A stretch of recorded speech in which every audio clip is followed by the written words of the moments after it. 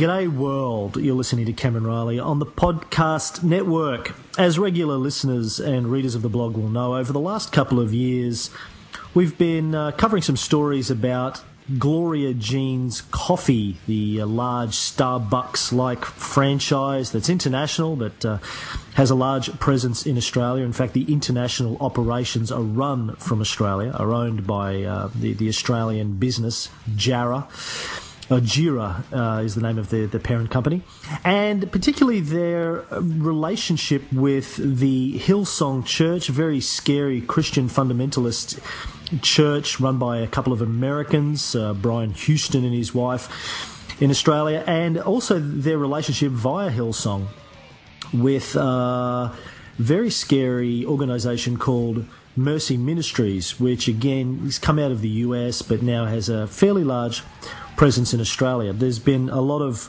press coverage of the relationship between Gloria Jean's Hillsong and Mercy Ministries in the Australian media and on this show over the course of the last couple of years. And, you know, we're gradually scraping away the paint off of their public image to expose some of the dark underbelly of these organisations and some of the very, very scary stuff that's going on. On the show today, I'm very pleased to have a guest all the way from the United States. Now, she goes by the name of Victoria Lucas, Vicky Lucas. Welcome to the show, Vicky. Oh, thank you. And now, Vicky, your story is that you went through Mercy Ministries in the US. You're a Mercy survivor, is that right? Yeah, yes, that's correct. Why don't you give us a quick introduction to your story? Okay.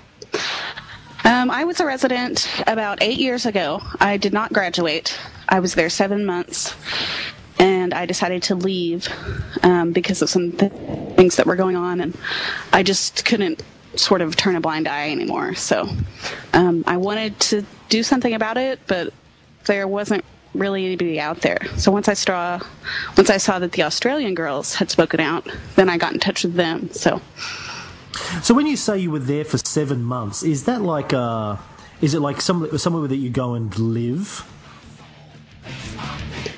Yes. Right. Yes. So you're like a resident inside this Yes. place. So tell us how you ended up inside of Mercy in the first place. Okay. I just got out of my second treatment facility for an inpatient facility for bulimia, and basically that's what brought me there. They dealt with other issues like depression, but that wasn't why I was in there. But how did you end up at Mercy because of your bulimia? I mean, what was the introduction that you had to Mercy? I had a friend that had gone there, and she was a graduate, and she recommended it. And I decided to go because it was a long-term Christian facility, and I was Christian, but I was Baptist, so, you know, a little bit on the conservative side. My counselor in the secular treatment facility that I had been, which was a medical facility, actually was pursuing a job there. Okay. So I got in after 3 days, within 3 days of my application, because I think because they offered her that job. I'm glad that she didn't actually take it, but because she was actually a legitimate, counselor. But that's how I ended up there and got there very quickly. And what was your intro? Like when you first started there, what was the first thing that they did? Did you get? Is there like an initiation process that you go through when you enter? Well, the first thing you do is they give you the resident handbook, and then within the week we met our counselor, which. Supposedly they prayed about it, and we got, one of like 6 or 7 counselors to see on a weekly basis. They weren't specialized in, say, eating disorders or any of the other issues like abuse, sexual abuse, or lesbianism, as they called it. So it was a generalized counselor. Yeah, generalized counselors, and I think there were 3 or 4 other girls that were already seeing her. So what professional qualifications did your counselor have? Did you ask? If I remember correctly, I think she did not even have a bachelor's degree. So I don't know if we got equivalent of that. So she was a professional qualified therapist, or just? Oh no, I don't even think she had like a regular bachelor's degree. Like for example, I have a bachelor's degree in English literature, so I don't even think she had. That's after you get done with high school, that's what you go on to. I don't think that she even had one. I think she had work experience in social work, but I don't think she was qualified in. Right, so she was more of a social worker than a professional counselor. And what was your experience then in working with her? I mean, we've heard some horrifying stories come out in Australia from girls that have been through Mercy about being locked in rooms and being deprived of food and water. What was your experience like? Well, we weren't deprived of anything. I think I'm a little different from a little different perspective. I feel that they were negligent in that they offered all these things, but they didn't give me any guidance. They took away, when I got there, the first thing they did was take away my nutrition information that my previous treatment had given me so that I could have help with my meal plan. They wouldn't give me a structured meal plan. They didn't supervise what I was eating. They were really negligent when it came to eating disorder treatment. And what we were presented with was a binder of photocopied material with the treatment model called Restoring the Foundation, which we called RTF. And it went through various steps, and the first one was called Sins of the Fathers.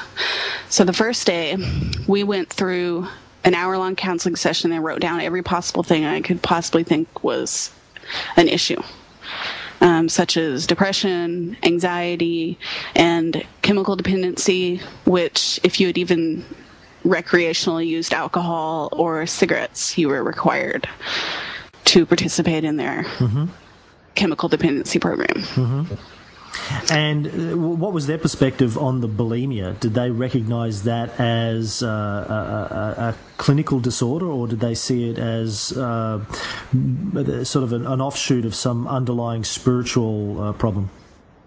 Well, at that point, we didn't talk about the demonic oppression. We just talked about, we wrote down eating disorder, and then we prayed to cast sort of that curse, to break that curse based on a couple of scriptures. We prayed to break that curse in our family line or whatever. It was more of a general sort of thing that if you had a problem, you must have inherited it because of some door that your relatives had opened to this kind of curse from God. So they considered an eating disorder to be a curse from God that had been passed down through your family tree. Yes, but it was very, justified. I don't think I really understood to that point. It was based on scripture, and I thought, okay, I can see, possibly we're going to pray about this, and that will, because alcoholics often will have parents who are alcoholics. And so at that point, it sort of made sense. And they didn't speak about the demonic oppression, which eventually they would have, told us this is a demonic thing that has to be cast from your body.